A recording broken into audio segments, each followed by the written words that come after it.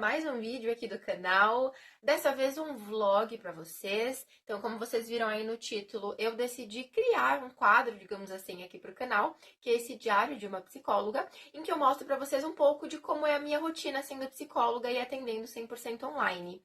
Então, há um tempo atrás, eu atendia na modalidade presencial também, eu atendia em uma clínica e online, e atualmente eu atendo somente online, então sou uma psicóloga autônoma, né? Eu trabalho por conta própria. E eu queria muito trazer esse meu lado aqui pra vocês, mostrar um pouquinho de como é a minha rotina, de como é a minha rotina não só trabalhando, mas rotina de estudos também. Então, o fato de trabalhar online é muito bom em questão de gestão de tempo, porque eu consigo estruturar melhor a minha agenda para ter tempo certinho para estudar. Atualmente eu faço pós-graduação também, então tem que ter um tempo melhor aí para isso. Enfim, quero mostrar tudo isso para vocês.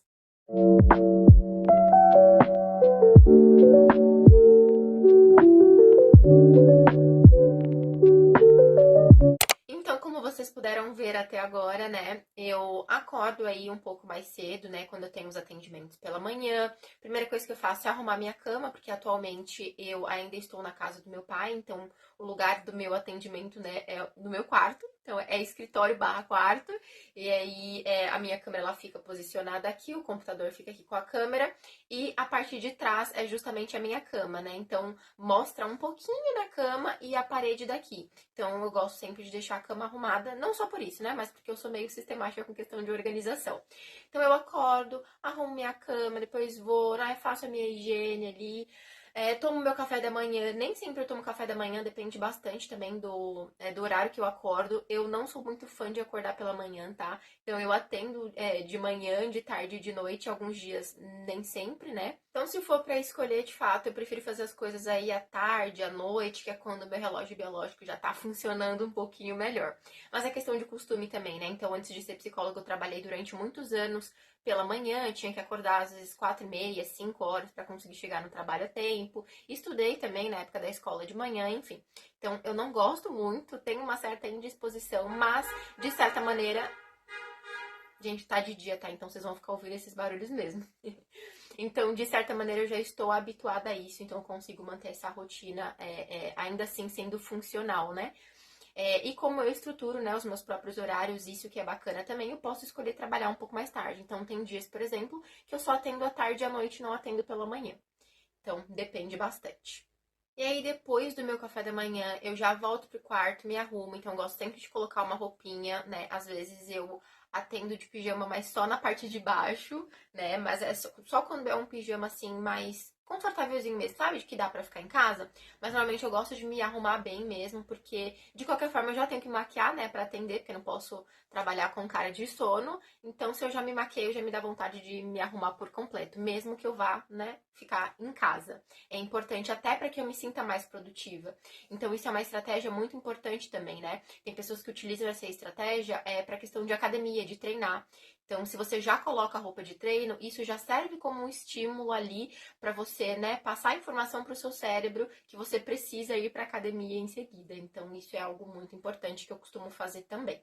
Depois que eu estou arrumada e de café tomado, a primeira coisa que eu faço é pegar a minha agenda. Não vou mostrar o outro lado pra vocês, porque agora eu coloquei nome, né? Eu costumo colocar sessão com a paciente tal, só o primeiro nome pra eu ter uma ideia de quem seja, né? Não que eu não me lembre, né? Mas é importante ter sempre essa estrutura, porque às vezes os pacientes remarcam e aí eu coloco um no horário de um outro que mudou o horário, enfim, aí eu posso acabar me confundindo. Então, eu coloco tudo que eu preciso fazer no dia nessa minha agenda. E é uma agenda personalizada, ó, bem legal. Eu comprei na Shopee, mandei personalizar na Shopee mesmo, na própria loja, ó. Tem o meu logo, Natália Faria, psicóloga clínica, e o meu CRP. Eu acho muito linda.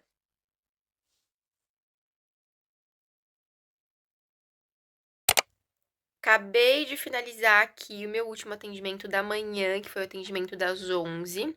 Agora já é meio-dia.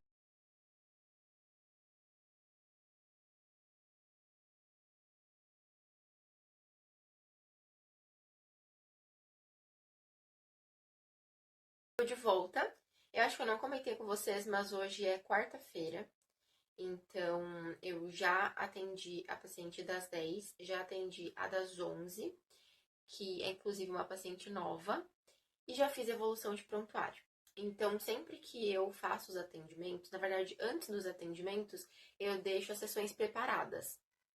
Normalmente eu não preparo no dia, né? Eu preparo antes do dia da sessão. Então, por exemplo, eu atendi a 2 pacientes hoje e assim que eu finalizo com elas, eu já preparo a sessão seguinte, né? O que eu vou fazer na próxima sessão. E aí eu faço as evoluções de prontuário. Então, eu sempre gosto de evoluir prontuário depois que eu encerro o atendimento para não ficar nada acumulado. Às vezes acontece, acontece, mas eu prefiro, né, tentar fazer para que não aconteça. O aplicativo que eu uso para fazer os meus atendimentos é o Google Meet. Tem algumas pessoas que utilizam o Zoom, mas eu acho que o Google Meet é um pouco melhor. E além da minha agenda física, eu utilizo a agenda do Google, né? O Google Agenda. Então eu sempre deixo uma aba aberta para ficar dando uma olhadinha ao longo do dia e saber certinho se eu conseguir, né, fazer tudo que eu precisava. Nem sempre eu consigo fazer tudo, gente, porque assim, são muitas coisas, né? E eu nem sou de ficar me cobrando o tempo todo. Sabe essa autocobrança excessiva? Eu faço o possível para que eu não seja assim comigo mesma, né? Então, obviamente, não dá pra gente ser autocompassiva o tempo todo, porque isso faz com que a gente acabe deixando algumas coisas de lado, procrastinando, enfim. Mas eu também não sou apoiadora daquela produtividade a todo custo, sabe? Ai, trabalho enquanto eles dormem. Não, isso daí só faz com que as pessoas tenham exaustão mental, burnout, enfim, várias coisas. Papo de psicóloga, né? Mas é isso, eu já atendi pela manhã, hoje eu só tenho 2 atendimentos, então agora eu vou preparar o almoço. E quando eu digo que eu só tenho 2 atendimentos, são 2 atendimentos pela manhã, porque de tarde e à noite eu tenho mais. Meu irmão já chegou, normalmente a gente costuma sempre almoçar juntos, então ele está me esperando, vou fazer o almoço rapidinho pra gente comer. Eu já deixo o almoço pré-pronto normalmente, né, pra só fazer alguma coisinha ali na hora e dar uma esquentada. Detalhe, olha a minha parede. Coloquei o papel de parede já tem um tempão, ele saiu e eu simplesmente deixei assim. Falei, ai, não quero mais saber. E esse quarto não vai ser mais meu, né? Vai ser o quarto do meu irmão, então a gente vai fazer uma reforma aqui, vai deixar do jeito que ele quer, do gosto dele, enfim. E eu vou morar em uma casa menor, e essa casa aqui, ela tem 2 andares, né? Uma casa grande. Então a única coisa que eu ia levar praticamente que era minha era a cama. Mas como eu vou me mudar para uma casa menor, eu decidi comprar uma cama baú. Então essa aqui vai ficar pro meu irmão também. Então, olha que sortudo, né? Vai ficar com um quarto maior, vai ficar com uma cama maravilhosa. Mas é isso.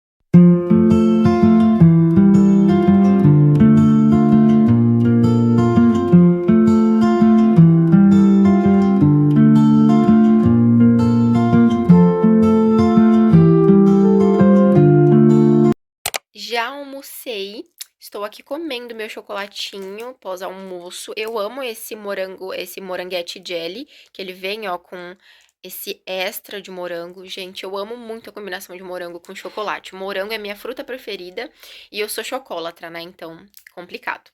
Bom, dia de quarta eu não atendo à tarde.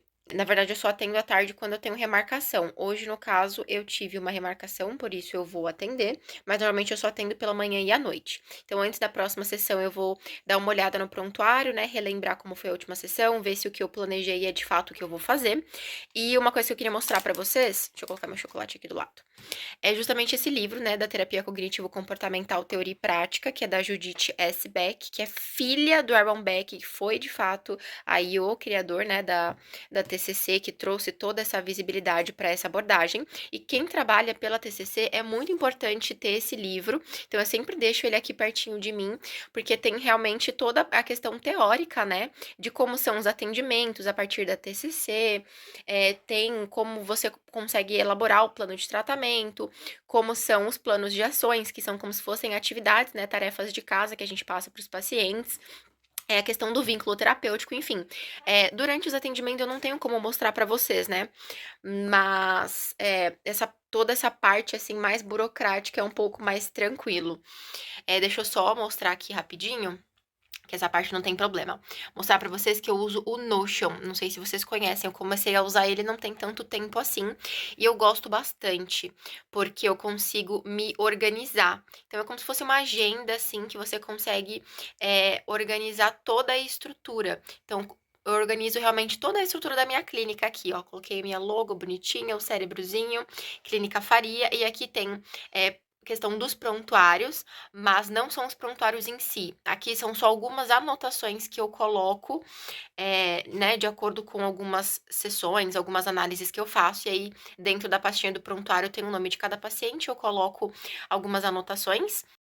Aí eu tenho aqui a parte de anotações, que aí não envolve necessariamente os pacientes em si, é mais as anotações que eu faço no sentido geral, por exemplo, o que eu tenho para fazer ao longo do dia, o que eu tenho para fazer ao longo da semana.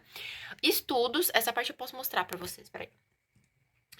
Que eu coloco aqui, inclusive eu tenho que colocar novos, né? Então, eu coloco aqui tudo que eu preciso estudar e aí eu categorizo por estudos por necessidade e estudos por interesse.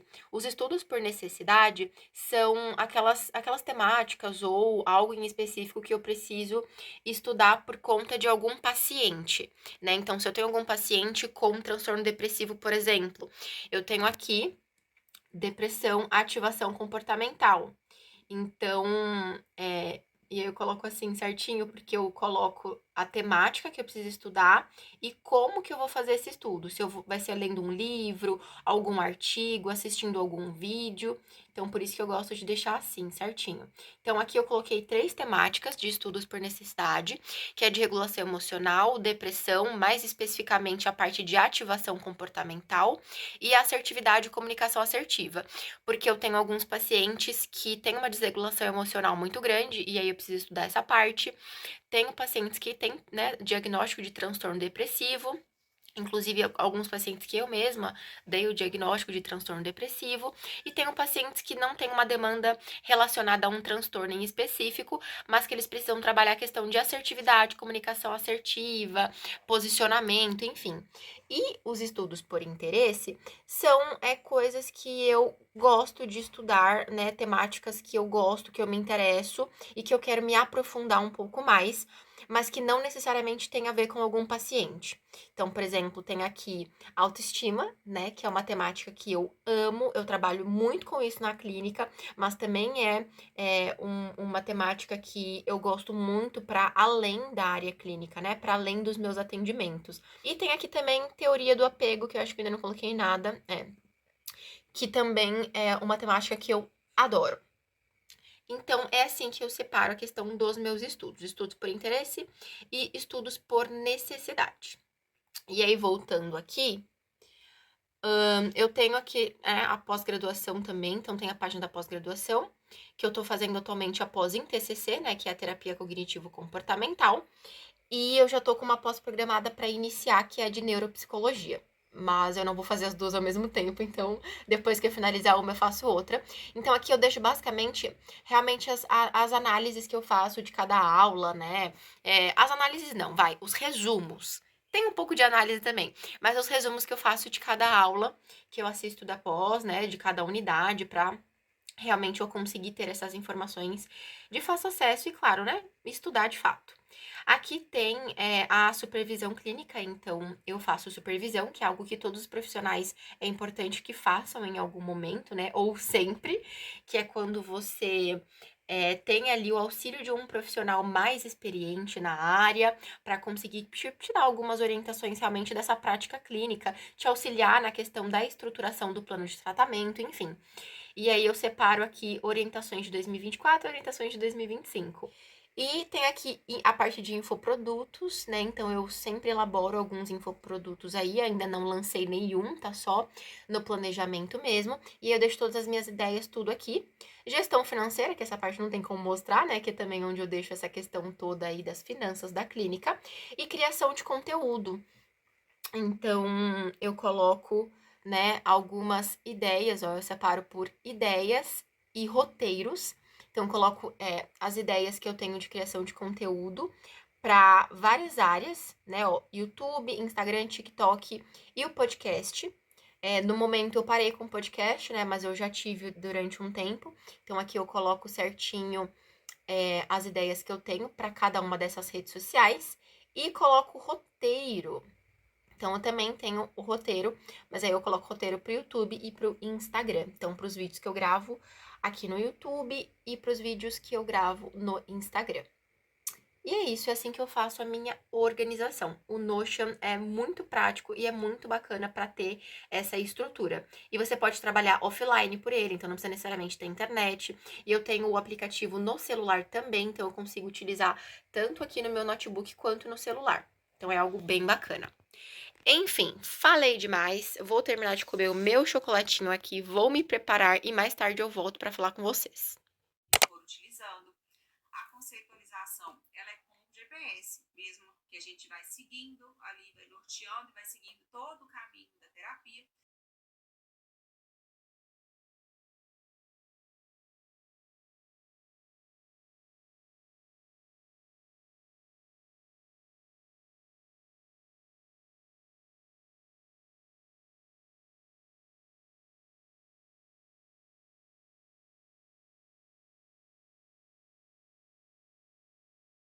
Eu quero muito mostrar para vocês um dos meus materiais.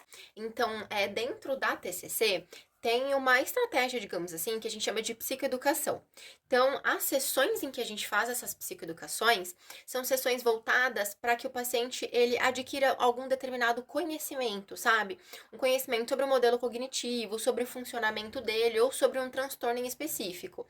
Então, dentro das psicoeducações, a gente pode trabalhar muitos aspectos importantes para que o paciente ele consiga ter autonomia diante do transtorno dele ou diante do processo terapêutico mesmo, para que ele tenha uma participação ativa e consiga realmente desenvolver alguns recursos e algumas habilidades, competências que são necessárias diante das demandas que ele possui.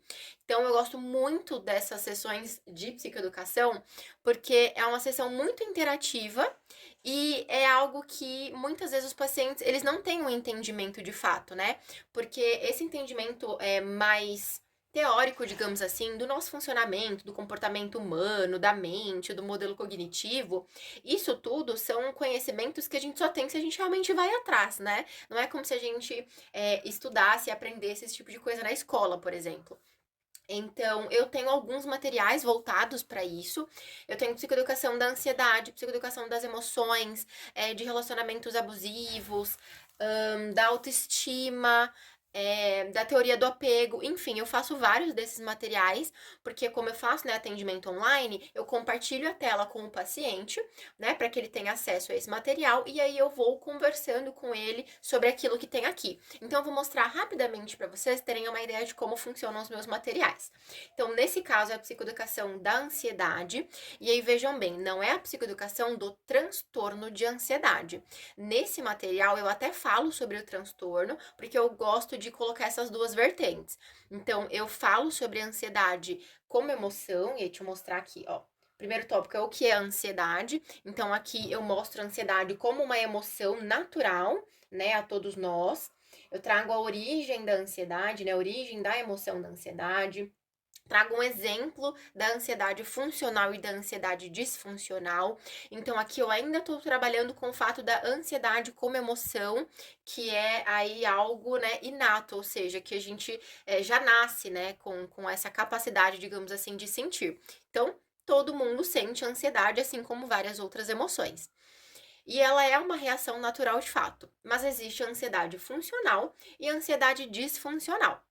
Então, aqui eu trago esse exemplo, e quando eu falo sobre o transtorno de ansiedade, eu realmente consigo, né, fazer com que o paciente compreenda essa diferença da ansiedade funcional para uma ansiedade que já é característica de um transtorno. Então, aqui eu coloco sobre a especificidade cognitiva também. Essa parte é muito bacana, porque muitas pessoas têm dificuldade de identificar ou até de nomear aquilo que elas estão sentindo. Então, a especificidade cognitiva, ela diz respeito basicamente ao estilo de pensamento, né, que acompanha cada emoção. Então, para você, por exemplo, que tem dificuldade de identificar aquilo que você sente, é importante você parar para refletir sobre aquilo que passa pela sua cabeça, ou seja, pelos seus pensamentos, né, pela forma que você interpreta as coisas. E o estilo, né, de pensamento que acompanha a ansiedade é o e se e o será que. E eu coloco dois exemplos de cada um para que fique mais fácil, né, o entendimento. Então, e se eu não me sair bem? E se ele estiver mentindo? Será que eu vou dar conta? Será que vão zombar de mim? Ou seja, se você tem dificuldade de identificar quando você está se sentindo ansioso, ansiosa, você pode começar a pensar sobre os seus pensamentos. Porque se você refletir sobre aquilo que você está pensando, você já vai conseguir ter um entendimento melhor do seu emocional. Então, se você percebe que grande parte dos seus pensamentos estão girando em torno de uma questão de e se tal coisa, será que tal coisa, é porque possivelmente tem uma ansiedade aí presente. Então, acho bem bacana, né, explicar essa parte da especificidade cognitiva, porque ajuda muito as pessoas que têm realmente esse tipo de dificuldade. E aqui eu trago os tipos de sintomas ansiosos, então tem os sintomas fisiológicos, cognitivos, emocionais e comportamentais. E aí eu coloco, né, os principais de cada um.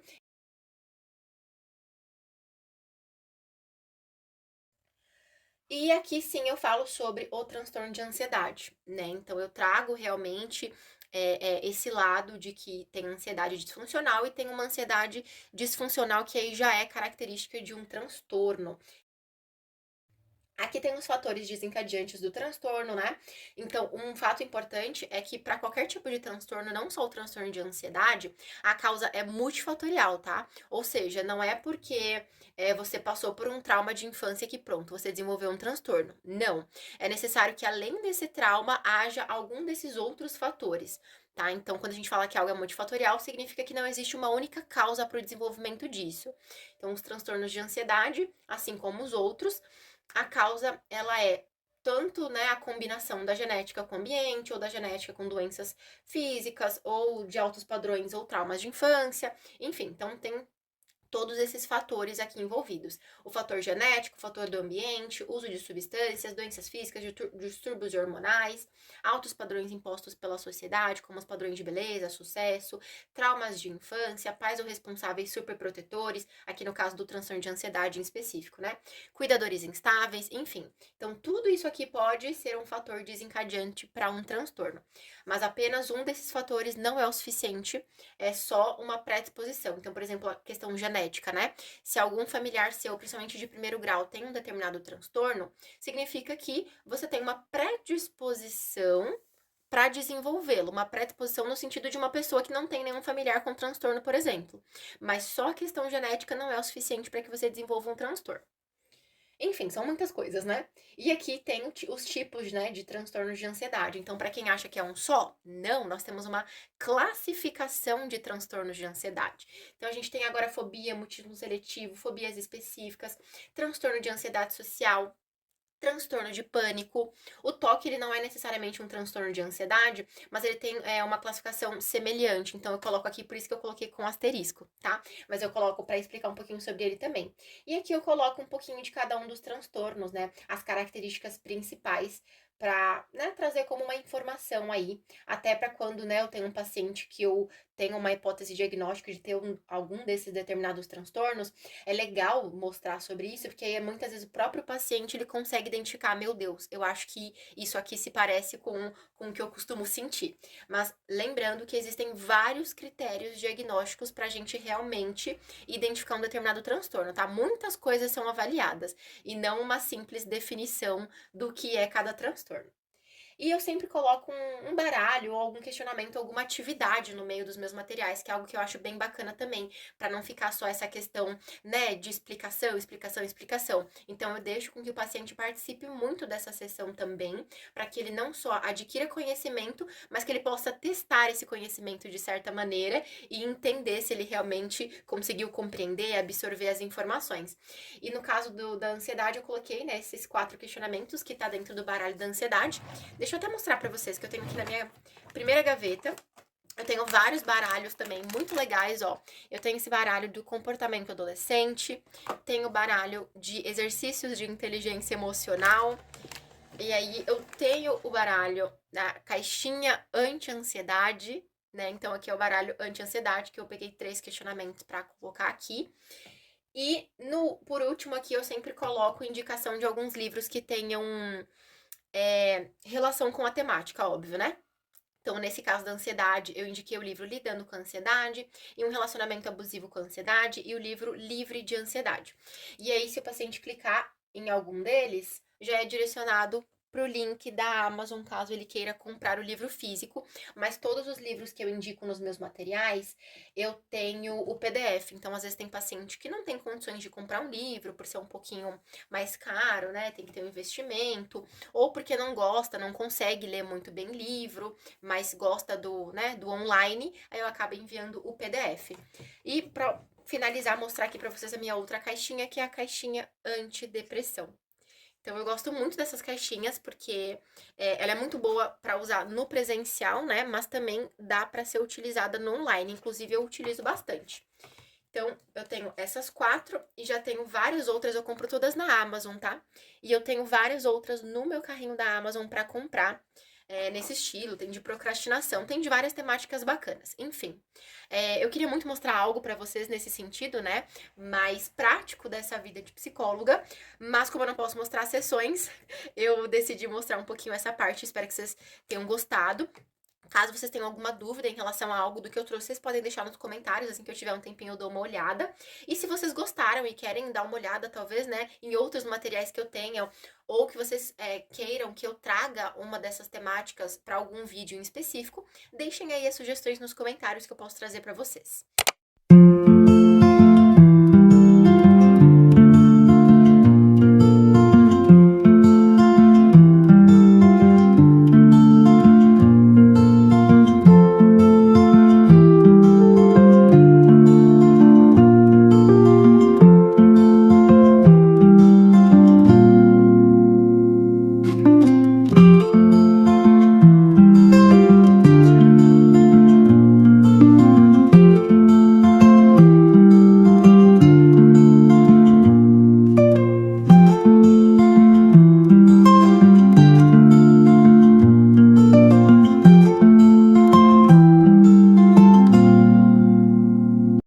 Vim aqui me despedir de vocês. Então agora já é quase meia-noite, eu vou me preparar para dormir.